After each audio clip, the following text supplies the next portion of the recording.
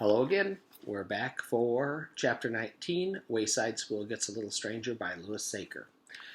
You remember the school was built sideways with 30 stories, but the builder, the architect, forgot to build the 19th story. So we had first book said that there is no 19th story, so there's no 19th story. And the next one was in Wayside School is falling down. There were 3 chapter 19s because Joy got stuck on the floor, 19th floor in Mrs. Arv's class. So we're back here at chapter 19, time out. A couple things will be explained. Well, hi, Nolly. Nolly's made an appearance in the video. It's nice to see her. Would you like to read for a minute? Apparently she would not. Oh, maybe. Okay, you're going to have to move silently.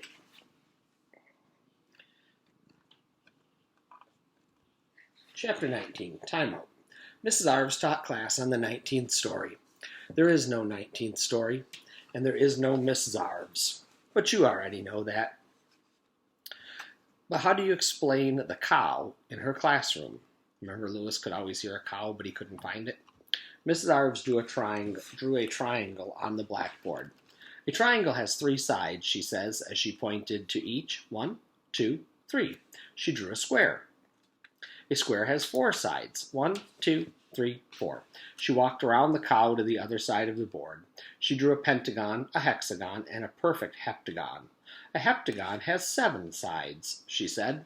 Mrs. Arvs is very good at drawing shapes. When most people try and draw heptagons, there is always one side that sticks out funny. But Mrs. Arv's heptagon was perfect. Every side was the same length and every angle the same degree. That's fact. But I tried to draw heptagons before. They're nearly impossible. And there's always one goofy side that sticks out. It was a great talent, but nobody appreciated her. Nobody appreciated anything she did. It was like they didn't know she was there. She counted the sides on the heptagon. 1, 2, 3. Moo, said the cow. Mrs. Arvs dropped her chalk and glared at the cow. I hate this, she shouted. It was a brown cow with a white head. It's all right, Mrs. Arvs, said Virginia, her best student. I'll get the chalk for you. No, said Mrs. Arvs. Leave it where it is. The cow made me drop the chalk. The cow should pick it up. The students gaped at her. I will not continue, said Mrs. Arvs, until the cow picks up that piece of chalk and draws an octagon on the board. She folded her arms across her chest and stared at the cow and waited. Ray raised his hand. Yes, Ray, said Mrs. Arvs, arms still folded across her chest. Cows can't pick up chalk, said Ray. Mrs. Arvs sighed. I know, she said, and I can't teach with a cow in my classroom. No one had ever seen Mrs. Arvs so upset. She usually had a pleasant disposition. That's okay, Mrs. Arvs, said Virginia. I don't mind the cow. You get used to it after a while, said Ray. What cow? Asked Nick. Oh, that one? I forgot it was there. Mrs. Arvs smiled. She knew her students were just trying to make her feel better. Other classrooms have goldfish or hamsters, said Virginia. It's really no different. No, said Mrs. Arvs. I won't have it. All my life, I've tried to be accommodating. I've never been one to complain. And what has it gotten me? A cow. She shook her head.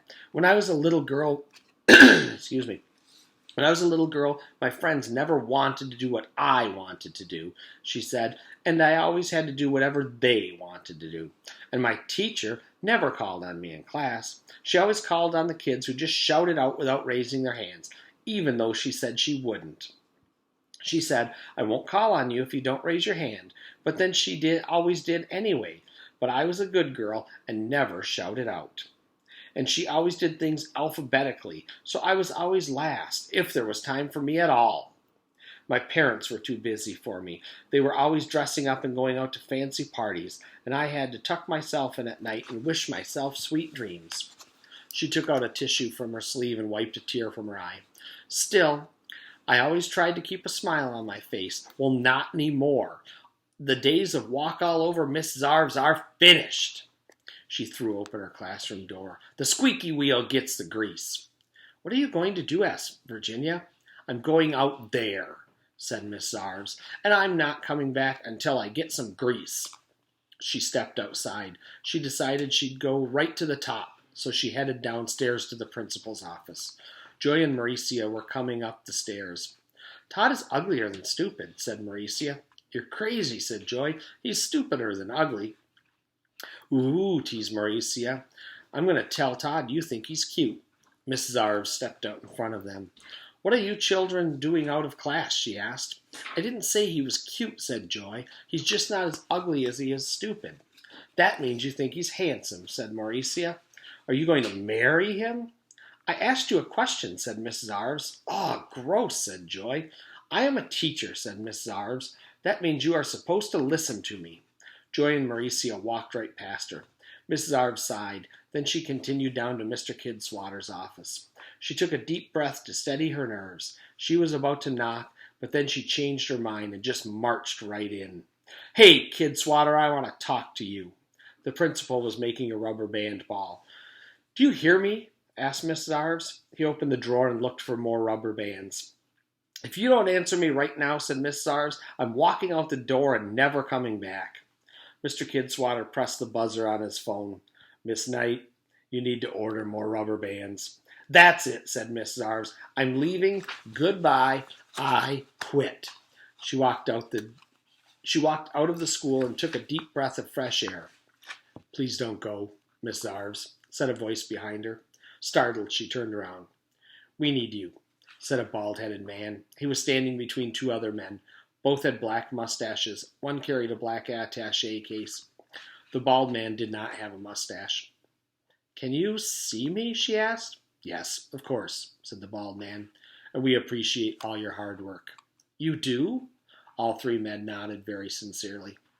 Mrs. Zarves was touched. I've been teaching for 30 years, she said, and no one has ever said that before. Well, it's not easy being a teacher, said the bald man. I don't get any respect, said Mrs. Zarves. People treat me like I'm a nobody. It's not easy being a teacher, said the man with the attaché case. You have to work long hours for very little money. I've never gotten paid, said Mrs. Zarves, and this is the first time in 30 years I've left the building. It's not easy being a teacher, agreed the other man with the mustache. Even the Even the book I'm reading in my class, said Miss Zarves. The author makes fun of teachers. It's tragedy, said the bald man. Then why do it? Asked Miss Zarves. Why teach anymore? I could quit and nobody would care. The children need you, all three men said together. Miss Zarves sighed. I like to teach, she said. I really do, and I love the children. It's just... She stopped and wiped her eyes. The man with the attaché case opened it. He took out a handkerchief and handed it to Miss Zarves. Thank you, she said, blew her nose, then handed it back to him. He placed it back in his attaché case. It's kind of gross. Can you at least get the cow out of my classroom, she said. The bald man smiled. I'll see what I can do. Miss Zarves smiled and slowly shook her head. She turned and walked back into the building. That's where we stop. Chapter 20. Elevators. Another one of Mr. Kidswatter's great plans that is poorly executed. So we'll see you back tomorrow.